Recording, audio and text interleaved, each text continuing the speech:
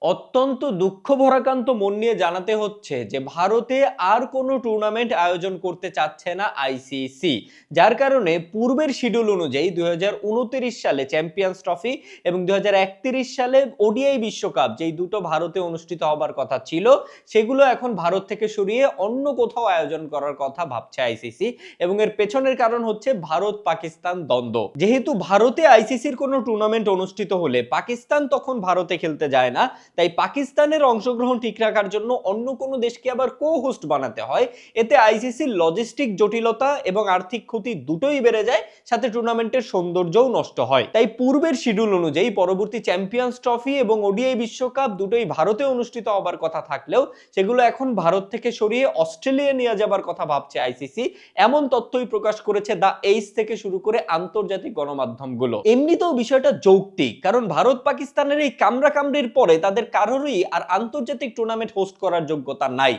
তাই সত্যি সত্যি যদি আইসিসি এই কাজটা করে থাকে, পরবর্তী চ্যাম্পিয়ন্স ট্রফি এবং ওডিআই বিশ্বকাপ যদি ভারত থেকে সরিয়ে অন্য কোনো দেশে নিয়ে যায়, তাহলে টুর্নামেন্টের সৌন্দর্য যেমন বৃদ্ধি পাবে, তেমনি এই দেশ ওই দেশ করার ক্যাচালও কমবে। তবে এমন কোনো সিদ্ধান্ত আইসিসি নিয়ে থাকলে ভারতীয় দাদাবাবুরা যথেষ্ট কষ্ট পাবে, সাথে আমরাও। কারণ 2031 সালের ওডিআই বিশ্বকাপ ভারত এবং বাংলাদেশ মিলিয়ে অনুষ্ঠিত হবার কথা। এখন ভারত থেকে যদি বিশ্বকাপ অস্ট্রেলিয়ায় চলে যায়, তাহলে বাংলাদেশেরও তো আর কো-হোস্ট হিসেবে থাকবে না। তাই শেষ অবধি আইসিসি যদি এই সিদ্ধান্ত নিয়েই থাকে, তবে ভারতীয় দাদাবাবুদের জন্য এটা অনেক বড় একটা দুঃসংবাদ হবে, কিন্তু বাংলাদেশিদের জন্য একটু কম বড় দুঃসংবাদ হবে। কারণ 2031 সালের ওডিআই বিশ্বকাপ হোস্টিং এর দায়িত্ব বাংলাদেশের হাতছাড়া হয়ে গেল, 2027 সালের এশিয়া কাপ কিন্তু বাংলাদেশ একাই হোস্ট করতেছে।